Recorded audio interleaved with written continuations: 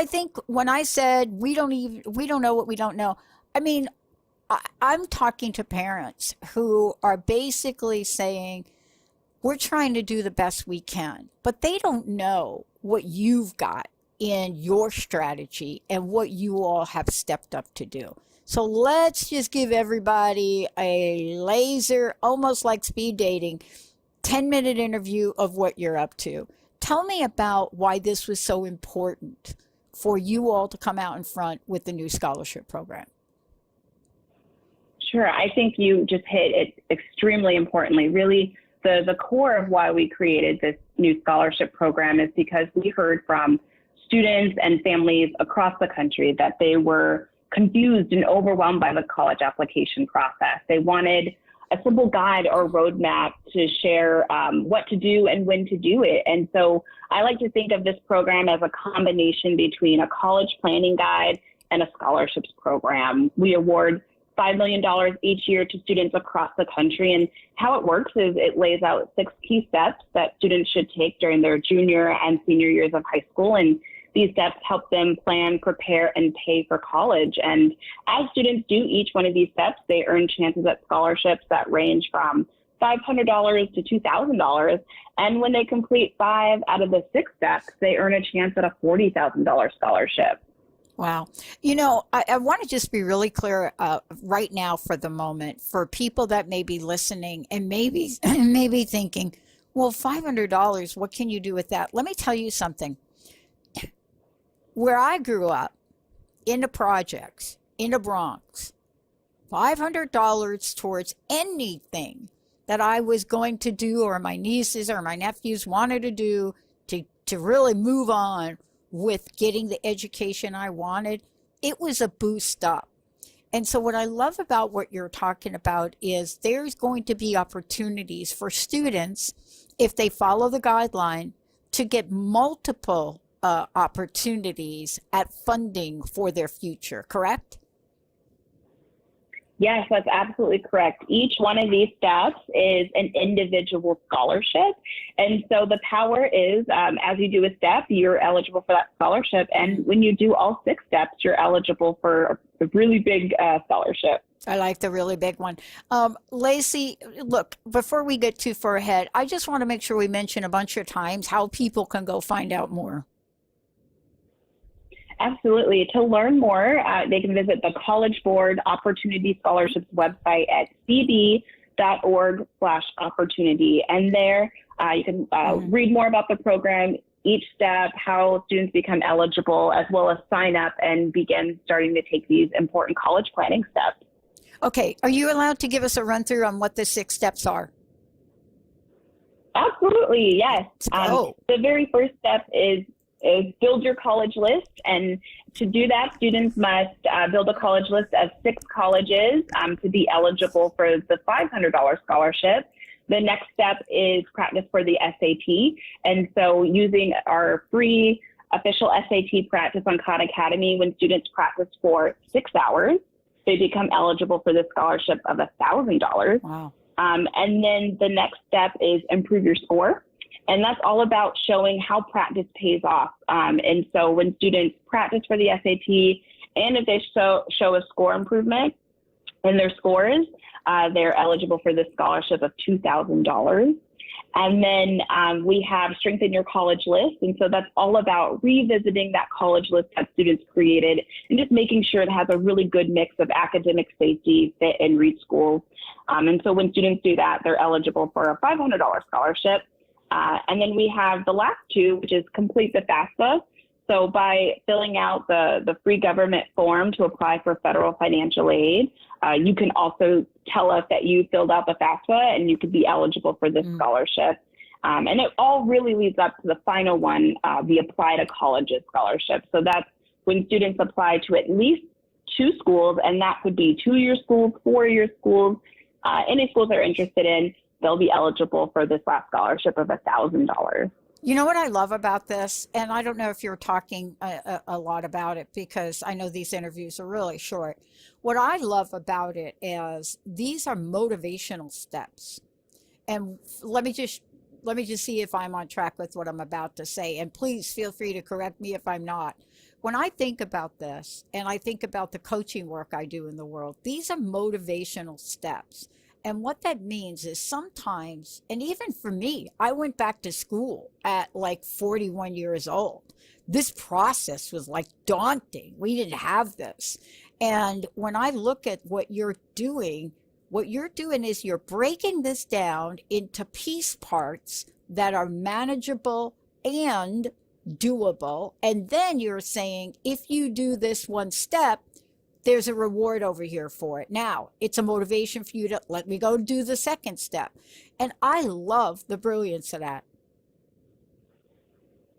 Thank you. I think you just hit it all perfectly. I like to think of this as a win-win. So not only are students taking each step to get closer and closer to, just on that goal and pathway to college, but there's incentives to motivate and reward students for doing all of those key important actions. And so whether you win a scholarship or not, you're just one step closer to being college ready. Now, is this for all the states in the United States? What about Puerto Rico, Virgin Islands? Where are we with that? We have listeners all over. I just want to be clear here. That's wonderful. The program is open to all students in the class of 2021 who attend high school in the U.S., Puerto Rico, and other U.S. territories. And so currently it's open for students in the class of 2021, so rising seniors, but juniors out there, so students in the class of 2022, this program will open up to them later this year. Yeah, I have to say this, the message may not get out there to parents in this way, but my own experience going back to school later in life or, advanced education, what do we call it? Do we actually even call it advanced education anymore? I don't even know. But the more we can get proactive about our future, the more the reality will manifest our future. And that goes for these just amazing young adults who will become our leaders. I mean, isn't that an important part too, is to get people excited and stimulated to do something which otherwise could be a little scary? Absolutely. I know when I was in high school and when I worked with high school students, it's hard to know where to start. And sometimes when you get overwhelmed, the first thing you want to do is just shut down and just say, oh gosh, I don't even know where to start. I'll figure it out later. And so what I love about this program is it really pieces everything out. So you're not having to do everything at once. You really start, it's really wherever you are on your college application process. And for students who are the high achievers, for students who are C students, it's really for everyone. I got a few more minutes. Do you mind if I just go off topic a little bit, Lacey? Just a minute. Sure, go for it. So here's what I've learned in 16 years doing something that started out with me dialing a wrong phone number. Seriously, that is the story. I was never expected to have the future I have. 10 years in a doctoral program, your friends think you've lost your mind when you do something like this, something you love. How about you? I mean, your pathway, your journey, look at what you're doing to transform the way we understand and empower our youth. What was it about you and growing up? What touched your heart to get you so engaged and passionate about this, Lacey? Do you mind if I ask you that?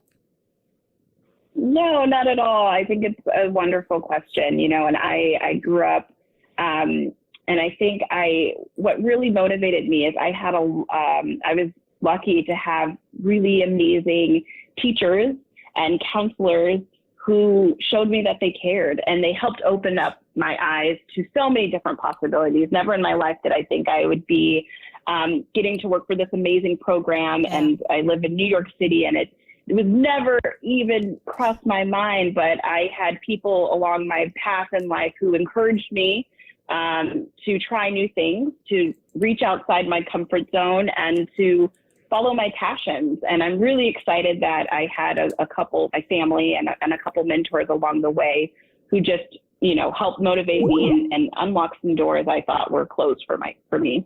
I love that question. And by the way, I just asked you one of the questions I've been asking close to 10,000 people. But part of this is our backstory. It's our story where we get to talk about our lives. What is your and the board? What are vision? I want to know your vision in an ideal world, right? And you're sitting out there, and maybe we got our magic lamp, and you and I are like rubbing that lamp, and we got something showing up, and we're like, oh, okay, this is what I want for these students. What might that be? I think my magic goal, my hope for really students and the youth of our future is that every student gets to do whatever they want. And I think that so many times, I think you mentioned earlier, hearing from a parent, like, you don't know what you don't know. And I think the same applies to students is, you don't really know what careers are out there or what life possibilities are out there. So my hope is that every student has someone in their life that's cheering for them and that's rooting for them. And they also get to, through living and learning, they get to unlock their own potential. So last question. Website again, gotta have it. Personal message. What do you want to leave us with? Absolutely. So the website for the College Board Opportunity Scholarships, which again, if you are even thinking about going to college, I absolutely recommend that you go to our website at cb.org/opportunity. That is cb as in collegeboard.org/opportunity to learn more about our program. And there's a really big deadline coming up at the end of March. And to be eligible for those $40,000 scholarships, students must sign up for the program and complete that very first step, build your college list, by July 31st. Man, I'm telling you, I cannot express how important this is, what you're doing. I cannot even tell you.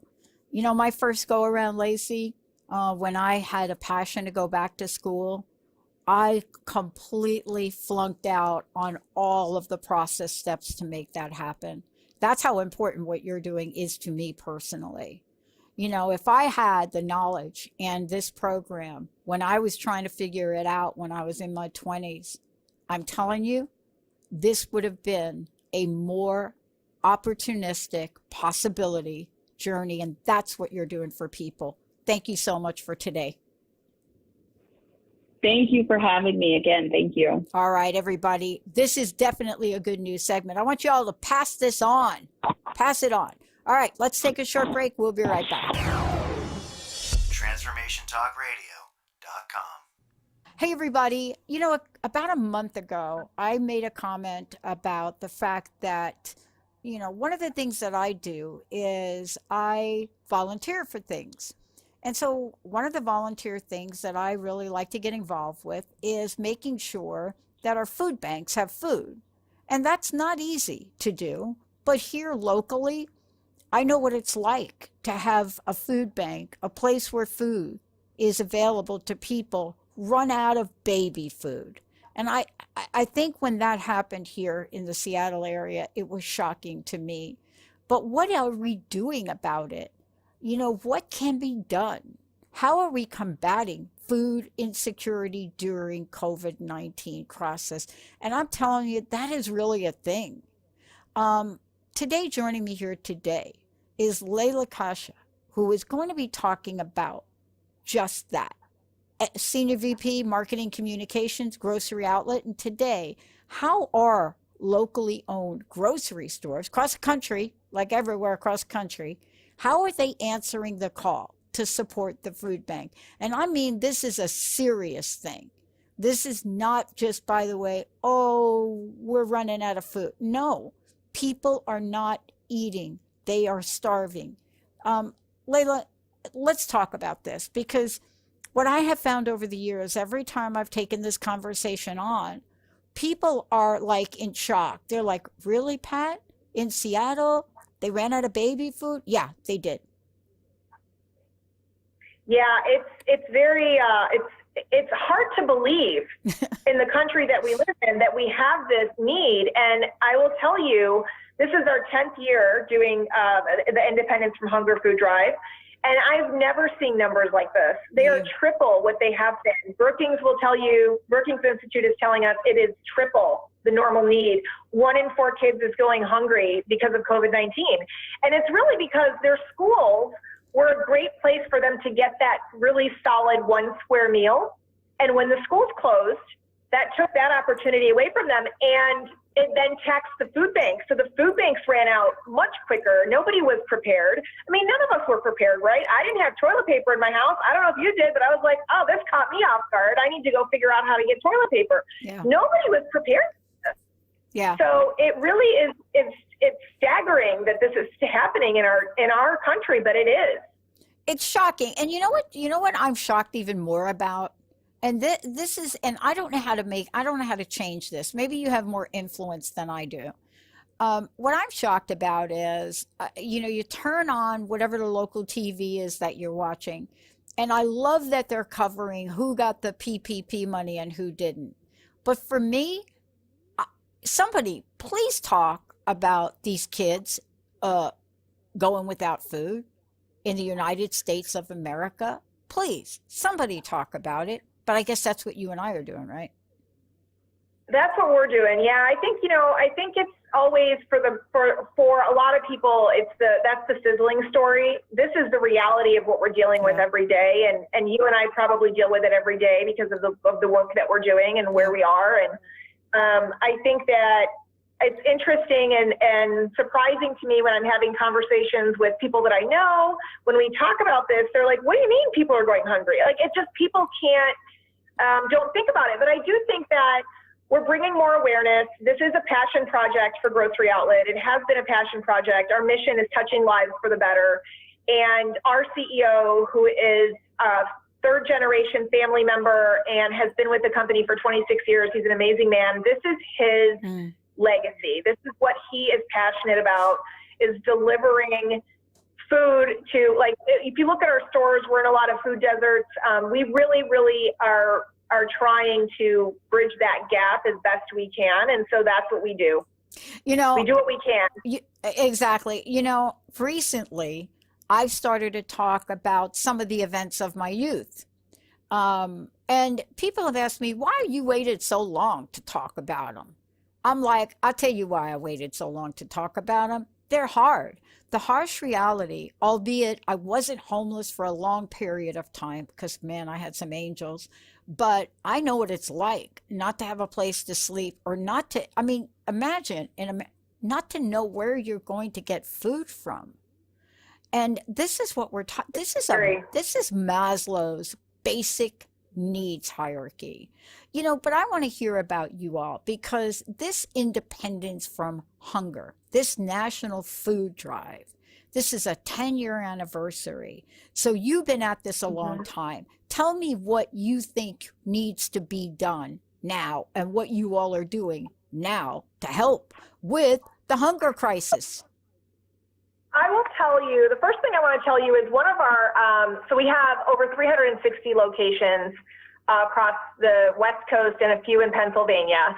And you in the Seattle area, actually in North Tacoma, have some independent operators. So again, I told you all of our stores are independently owned and operated. So Ken and Lynn Lowe own that location, and they are year after year in the top 5 donations in our organization. They are amazing, and they partner with many food banks because they've got this down to a science. So they're partnering with My Sister's Pantry, with University Place Food Bank. They are doing real work, and they raise thousands of dollars in food and cash. And it's amazing. And that story is replicated all over Seattle and all over our network. So we work really hard, and they partner with these groups, not just one-off in the summer like we're doing right now. It is the time. Originally when we picked the July month, it was because the food bank is super taxed over the summer break because there's no school normally, right? So that's why we picked July, and that's why we've been doing it for 10 years. But this year, we're just exacerbated with COVID-19. It's just been so much more of a need. So the way these stores do that is they find these partners. So I just mentioned Ken and Lynn are using My Sister's Pantry as an example, and they find out from them what the need is. So they'll pre-pack food bags that are available in the store. So you go by the store, you grab a food bag. It's pre-packed with stuff that the food bank has asked for. They run it through the check stand. It's one swipe, so you don't have to scan every item. The bag has a total on it. If it's total $5 or more, then Grocery Outlet will give you a coupon to come back and see us another visit for $5 off. So we're trying to really incentivize what people already want to do. Everyone wants to give, everyone wants to be generous. So we're incentivizing that a little bit. If you donate $5 in cash or more, you'll get the same coupon. And then the third way to donate at the location is to round up your transaction. So this year more than ever, every penny counts. And so you round up that transaction and all that cash goes to the food bank. So what we've decided at Grocery Outlet Corporate is to even step this up a little bit more, is that we will match at the corporate level, we will match dollar for dollar every penny that is raised in your communities. We will match to that local food bank. So all the dollars will stay in the community up to $1 million. So we're going to do everything we can, Dr. Pat. Yeah.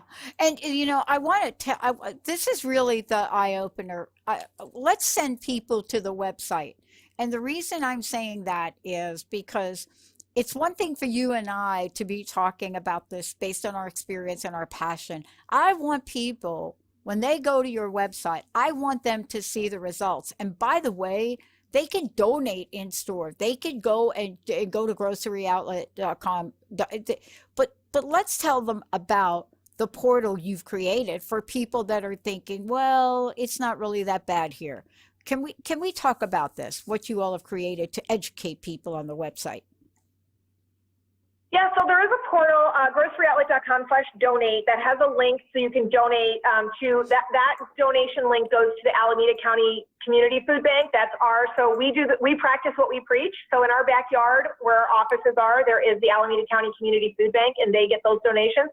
But there is all kinds of statistics on the website that really give you more information around where we get our information, how many kids are going hungry, what the national statistic is. 11 million households this year will have limited access to food. That's coming right from the USDA.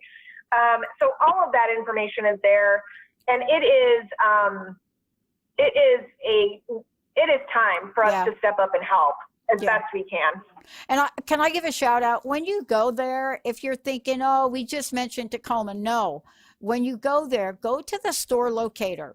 And when you go to the store locator, right, you can type in a code, but you can search by region. So for those of you that are thinking, I live in Everett, bingo, there it is. Oh, wait, but I live in Monroe, bingo, there it is. But how about Linwood, bingo, Kenmore, Lake City, right? So what I'm trying to say is, that's right. Go to the locator. If you're thinking we only mentioned Tacoma and you don't live in Tacoma, no. Go look at all the locations. And that is astonishing to me. We have amazing locations. We have amazing locations all over your community. So Skyway, Jeff and Aaron are there. They're happy to help you. In South Tacoma, Brian is happy to help you. Either if you're shopping or if you want to donate or you want to learn more about their specific partners, they would love to tell you more. Crown Hill, Norman, Tammy would love to tell you about Fallen Brothers of Seattle. That's another really great hyper-local charity that they're sponsoring. Bounce Back Seattle, Food Bank at St. Mary's. There's all kinds of really great small local partnerships. And all of these operators are very, very passionate about this cause. So you can stop into any store and ask to talk to an operator, and they would love to tell you all about their community partner. And they're very passionate about this. And that's why I'm so excited about this, because, I love to look at, are we as a state here, are we getting involved? And boy, I'll tell you, I was like, oh my gosh, man, there's even like a grocery outlet at Port Angeles. And I'm thinking to myself, why are we not talking about this more? Why are we not telling people? Because it's not just about this is what you can do and how you can do it. You can get gift cards here for people. You can be a company and be part of this as part of what you're doing as your contribution. I mean, give me from your perspective, if I ask you, what are the top 3 things, calls to action? What are your top 3 that you would like to see our listeners get involved with and or do? I would say I see it a little bit, I see it from a different perspective. So I see that, it's been 2 weeks, we're 2 weeks into our campaign, and we've already raised $1.6 million. That is coming from incredibly generous shoppers that are coming into our stores that understand that this is a need. And so they're getting in. I think that really speaks volumes. When economy is down and people are out of work, logic and math would tell you that your donations should be down, right? Yeah. I'm not sure if I'm going to have a job. I'm not sure where my next paycheck is coming from. So I may not give money, but that's actually the opposite of what's happening, which is so tremendous to me. It really it gives me incredible faith in humanity that people are taxed and struggling themselves, but know that someone might have it worse than them, and I'm getting all emotional now, Dr. Pat. No, Thanks. I am too. I am too. But I mean, it's so touching to see that happen in real time in our stores where people are giving back. It happens so often in our stores. I've been in stores, so we are a very roll up your sleeves kind of organization, and we go in and pack bags for groceries. We run check stands sometimes. We're doing all kinds of stuff in the stores. And I've seen people pay for other people's groceries as a random act of kindness because they're struggling, or when they go to put something back, they say, no, go ahead and grab it. I'll cover it. It is very, that's what I see. I see people really getting involved, and our shoppers are the most generous, thoughtful people. I love our customers because they really do care about their neighbor, and that's what makes Grocery Outlet so great. It makes our operators are the same way, and it just makes it such a great community to be a part of. Wow. I want to thank you for today. I mean, unless you have been at that place where you've been down a court, or you live in the place where I live in Washington State, the altruistic energy here across the board is part of what keeps me in the state. I mean, the people here, you watch them, you see them, you see the action that is taken. The different outlets we have are here in the state that don't even exist in other states. And I think that I'm not surprised that they're donating, because they understand the dignity of the human spirit. And so do you. Thank you so much for today. Thank you so much, Dr. Pat. Thanks for having me. One more time, give out that website, please. GroceryOutlet.com/donate. All right, everybody, let's do it. Not one single person should go hungry in the United States of America. And these folks are making that a reality, to have zero people go hungry. Let's take a short break. We'll be right back. Tides that I tried to swim against pulled me down upon my knees. Oh, I beg and plead, singing, come out of things unsaid. Shoot an apple off my TransformationTalkRadio.com. Welcome to Conscious Confidence Radio, a timeless wisdom with Sarah Main. Follow host Sarah Main on her ongoing journey of conscious confidence and gain timeless wisdom to unleash unparalleled confidence. A conscious confidence. Learn to ignite the living spark of wisdom, a new narrative for fulfillment contained in Sanskrit and the ancient, powerful, engaging, and fun conscious conversations to discover your own magnificent true self. Learn to dispel the fear shadow as Sarah provides essential knowledge about embracing change and the power of transformation. Get ready. Conscious Confidence starts now. Welcome to Conscious Confidence Radio. I'm your host, Sarah Main, creator of Conscious Confidence, a Timeless Wisdom. And today we're going to talk about strength, fearlessness, and resilience. They're the three foundations of strength. Strength, fearlessness, and resilience. So what is strength? How do we become strong? What do we do with the strength when we acquire it? What's fearlessness? How do we face our fears? And what's resilience? Buddha says, a man who conquers himself is greater than one who conquers 1,000 men in battle. So let's talk about these three foundations of strength. So when we're talking about strength, fearlessness, and resilience, I always go back to the wisdom of the Sanskrit language to deepen and broaden our perspective, because we need to get new definitions for things. We need to refresh our definitions, because often we have limits around what we think about things. So if you get some new knowledge, it can broaden how you view things and therefore how you can act. So I've taken three Sanskrit words. There's balam, and that carries the sense we would expect of actual strength and power and might and force. And then there's abhayam, which means fearlessness. And that's the strength to face one's fears. And abhayam is made up of two parts. There's a little at the beginning, and then there's bahayam, and bahayam. And that actually does something. Bahayam means fear. So our fears. The at the beginning literally means not. And in philosophical terms, it can be seen as a measure of awareness or pure consciousness.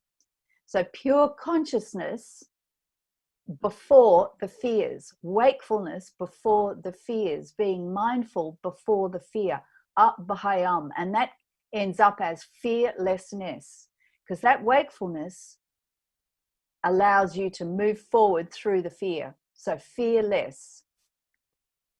And then abhyasa, the usual meaning of abhyasa, for anyone who knows Sanskrit, means sustained, disciplined practice, repetition, repeatedly turning to the work despite challenges and failures. So that's what abhyasa typically means. But because disciplined practice requires someone to return again and again, despite any failure and challenges that they may experience, it also means resilience. So coming back to something again and again, not being put off, bouncing back, that's resilience, abhyasa. So we're literally bouncing back into proper shape. In the English, it means the capacity to bounce back or recover quickly from difficulties, literally buoyancy, the power or ability to spring back, almost elasticity, is actually the meaning of resilience. We use the word, but do we know what it means? And that's what it's talking about. So abhyasa is that ability to bounce back and keep on practicing, keep on going and achieving your goals. So remember, that Sanskrit wisdom is pure and perfectly formed, because Sanskrita means pure and perfectly formed. So it's always fantastic to go back to that pure and perfectly formed wisdom, because it has the power in it. So here's a story. Imagine a young woman with a beautiful voice is asked one day to sing in front of a large audience. She has great talent, a real gift, and she's worked under expert teachers to develop her skills. And so she's worked hard and practiced repeatedly. But she's terrified at the prospect of performing in public. Despite this, she's persuaded by her family and her teacher that hers is a gift that must be shared with people. So she agrees to perform. She trusts everyone. She overcomes her nerves and gives an amazing performance. And the audience is, for the time she's on stage, absolutely transported to a higher place. Twice during the performance, she actually makes slight mistakes, but she carries on, not letting that affect her. So what does this story tell us? What can we learn from this, especially in relation to strength, fearlessness, and resilience? Well, she demonstrates strength, balam, through using her gift to delight and enhance the lives of herself and others. She shows fearlessness, abhayam, by not allowing her fears to prevent her from performing. She goes through those fears. And she shows resilience, abhyasa, in her rigorous training and in her ability to carry on despite a few mistakes, a few missteps. So what do we do? Well, balam, it's really interesting. If you go further into the meaning of balam in the Sanskrit, we find that it's true meaning is connected to prana. And anyone who's done some yoga will know the word prana before. Prana literally means breath or the life force. So our first clue to Balam is that it lies not in the usual trials that we understand strength to be required for, but rather in the mastery of life force. It lies in controlling, enhancing, and wielding life-giving powers. So true strength lies with those who allow life spirit in everyone, in themselves and in others, to flourish and grow. So then next is abhayam. This beautiful Sanskrit word relates, it means fearlessness, and it relates to strength in relation to fearlessness. And as I said before, it's made up of and bhayam. Bhayam literally means fear, and is this pure consciousness, and it's carried by that short syllable at the beginning. And the precious, profound wisdom of Sanskrit shines here, because the very word contains the message that we all have fears. They're all different and they're all very personal to us. But with that simple consciousness, that simple awareness, that moment of wakefulness, that tiny measure of consciousness at the beginning, we can move forward through the fears and move forward in our life completely protected by the paralyzing effects of fear. And that's all contained in that one word, abhayam, fearlessness. And just like the singer, she overcame her fears to give her performance, and she displayed abhayam. She was strong. And then the last one's abhyasa, resilience. And as I said before, the usual meaning of abhyasa is repetition or sustained, disciplined practice. And just think about anything that we've practiced. It could be in sports, in music, learning to play the piano, learning something when studying.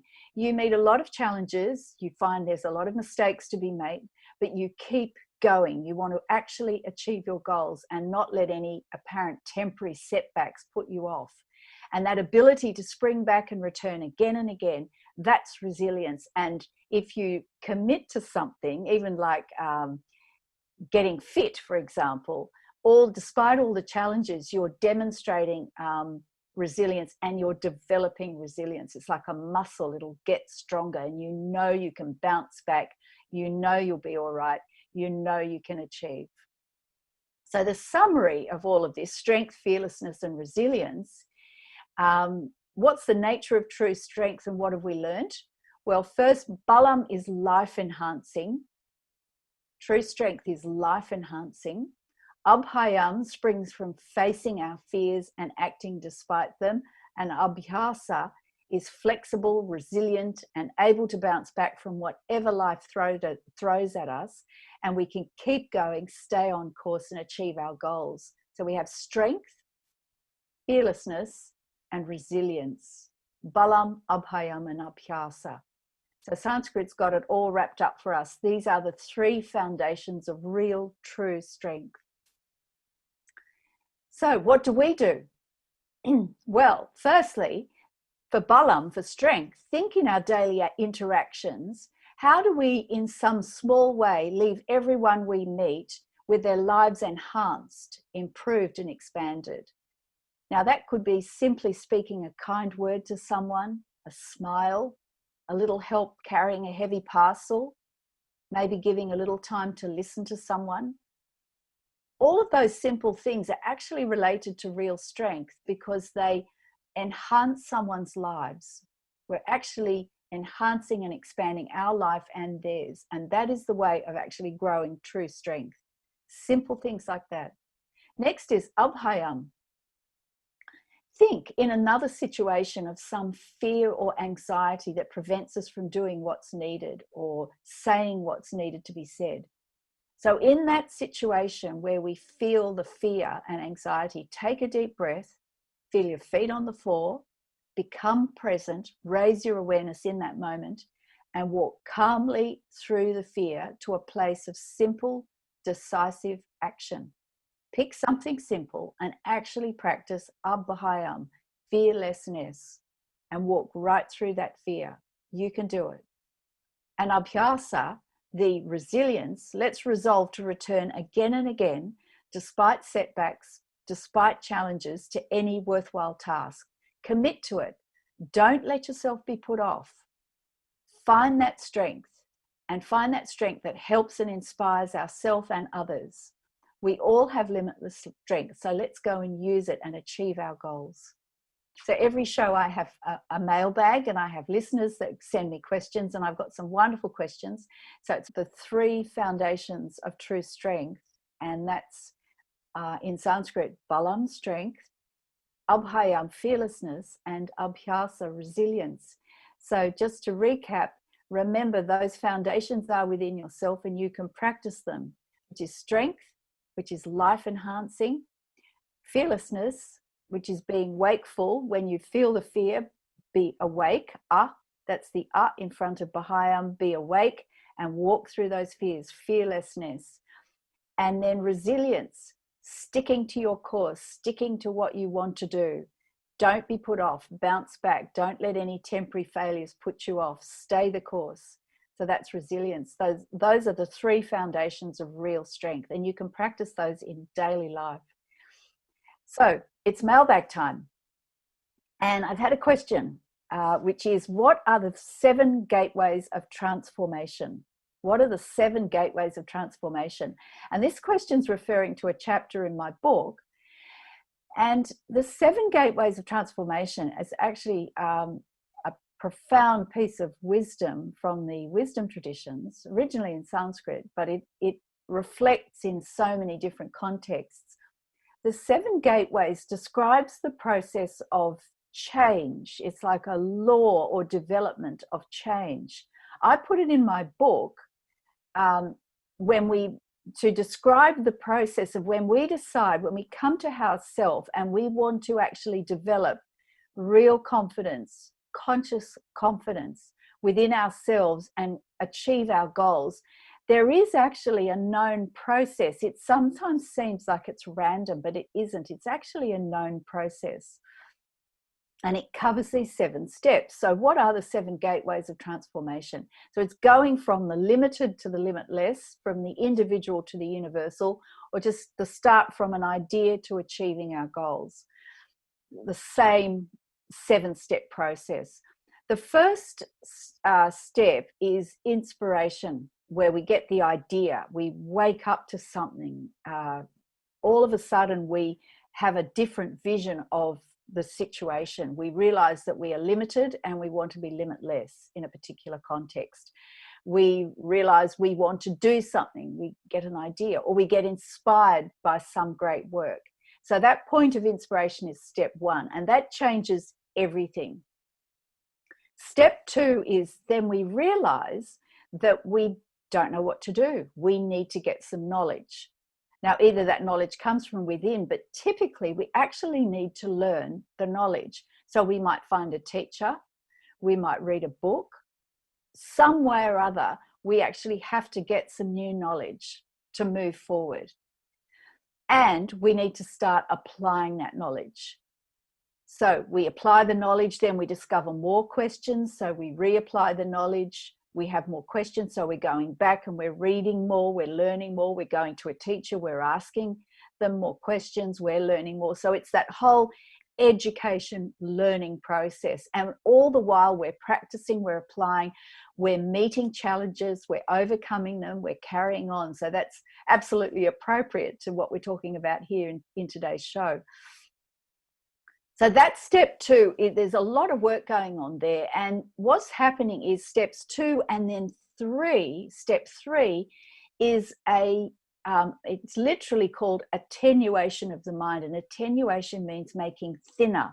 And that means we're getting more focused. And that means we're getting stronger. And all the unnecessary things are falling away. So step 1 is the inspiration. Step 2 is learning and applying and growing. And step 3 is we're getting stronger. And that's the sign of the growth, is the strength, the focus. And that's where that growing strength, that growing confidence is coming from. So, and the step 1, you do need to keep refreshing the inspiration. So you need the company of people are doing the same thing typically, because you re-inspire each other, you support each other, you help each other. And step 2, you're learning, you're applying that knowledge. And step 3 is you're growing stronger, that attenuation. So in Sanskrit, that's Shubhejcha, Suvichara, Narantanumanasa. So those 3 steps, steps 1, 2, and 3, it's pretty much a cycle, and you just keep working and working and working at those. And that's where the real sort of grunt work is happening. Then step 4 is where we achieve a level of accomplishment, of steadiness, of strength. And typically we don't fall back from there. So steps 1, 2, and 3, we're working against habit. And so it's very easy to fall back until we actually achieve that level of what's called sattvapati, which is a level of accomplishment and a level of strength. And it's a platform from which we really won't fall back. But up until that point, until we actually achieve that, where we actually, what we wanted has become so much part of our nature that we won't fall back from that, then we have to keep going on the steps 1, 2, and 3 all the time. By step 4, it's a different situation. That does mark a turning point. Then steps 5, 6, and 7, and in my book I keep emphasizing this, the effort is different. It takes a different turn. Steps 1, 2, and 3, the effort is strong, and you can see me clenching my fist. We have to work. But after Sattvapati, there's no falling back. You don't fall back because those habits have actually fallen away. We're no longer beset by those habits. And genuinely so. We won't fall back into those habits. Excuse me. So then from steps 5, 6, and 7, it's different. The effort is this. And it's a surrender, it's a letting go. And there is further to go in terms of full actualization, full realization of something, or full realization of yourself, if you want to look at it in terms of the philosophical, spiritual dimension. And it's best not to say too much about this, but there are stages that you pass through and you develop. There are gateways there as well, as the individual and the separation falls away. And that's why the effort is more letting go. There is a continuing growth in the strength, but the strength is about coming to yourself. And if I'm relating this to creating something in the outside world, say you wanted to build something or create something, it's where you become quite masterful at your skills. So all the early acquisition of skills and training is one thing, but then you become a master of your skills and the effort is much finer. You're not hacking away at something, it's much more refined, and as a result the thing that you produce is very beautiful, very refined, and a very high level, exquisite example of what you wish to create. So that's an example in the outer world. Within the inner world, from a point of full self-realization, it is coming to that complete unity. And of course a lot has to fall away of separation, and that's an internal work. It's refined and it's at the level of consciousness, and so the effort is letting go, whereas before we needed the effort to really apply knowledge again and again and again. And really our attention needs to be on steps 1, 2, and 3. That all the rest will take care of themselves. Steps 4 to 7 take care of themselves. Apply yourself to steps 1, 2, and 3. That's why my book is full of practices, full of endorsements to practice, full of encouragement to practice. If you want transformation, you actually need to get new knowledge and put it into practice. So then the next question I've got is, why and how should you live beyond limits? And that's another reference to something in my book about living beyond limits. And these are the limits within yourself, typically, that hold us back from living our full potential, expressing our full potential and all the possibilities we have within us, and being our best self, living our best self.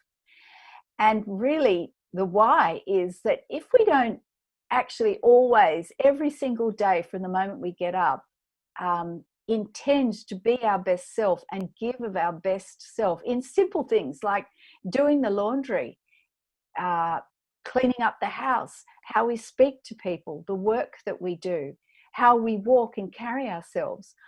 All those simple things, if we aim to be our best, then that's what we're offering to everyone. And that is of a higher level of energy.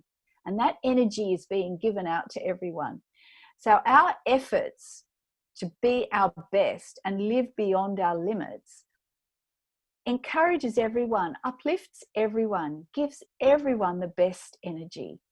Whereas if we don't bother, then no one benefits from that. You don't benefit from that, and no one else benefits from that. But when we're endeavoring to live beyond any personal limits we have and be our best in any moment, that's what we're offering to the world. And that is going to uplift the level of energy for everybody. And someone else may want to take on that, and they may say to you, you always look so happy.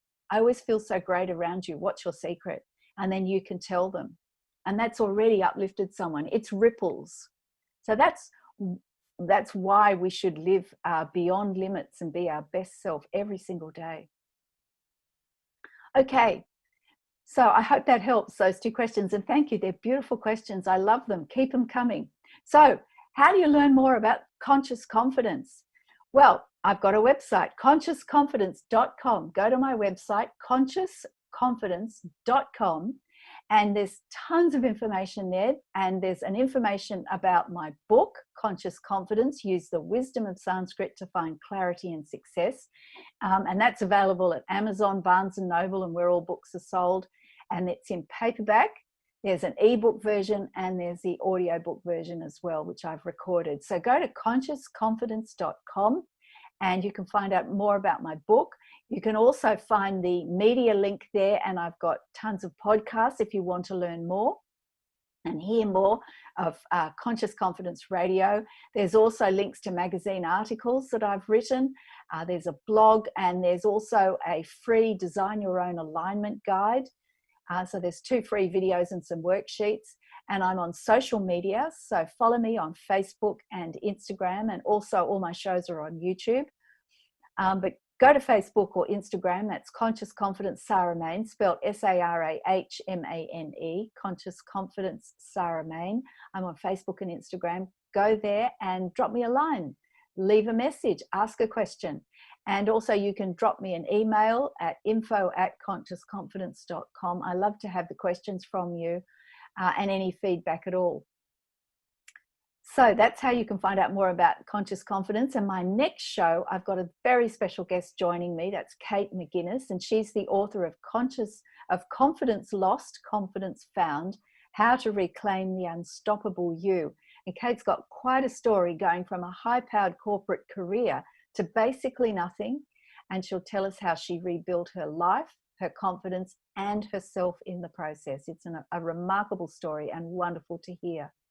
So remember, the wisdom traditions have got your back. So follow the wisdom. You are limitless, you are universal, you're enough. And I have a bit of Sanskrit to finish. This is a very traditional prayer. May we all be protected. May we all be nourished. May we work together with great energy. May our intellect be sharpened. Let there be no animosity amongst us. Peace, peace, peace. Om Sahana Vavatu, Sahana Bhunaktu, Sahaviryam Karavavahai, Tejasvina Vadhitamastu, Ma Vidvishavahai. Om Shanti, Shanti, Shanti. Thanks for joining me, and we'll see you next time. Thank you for listening to Conscious Confidence with Sarah Main. Join us next month on Transformation Talk Radio for more timeless wisdom. The views expressed on this program are those of the host, guests, and callers, and not necessarily those of KKNW, its management, or other advertisers. Contests are the responsibility of the host of this program and not KKNW. This is Alternative Talk 1150 AM, KKNW Seattle, and KNUC 98.9 HD3 Seattle. And good sunny Wednesday to you. Benny Mathers here for a look at your Alternative Talk AM 1150 traffic update for around the sound. Well, good thing, folks. So far, no major blocking or accidents to report at the moment. Just a small little stop and go issue on 405 northbound around Southeast 64th Street, just after the Kennydale Hill. But everywhere else, traffic's looking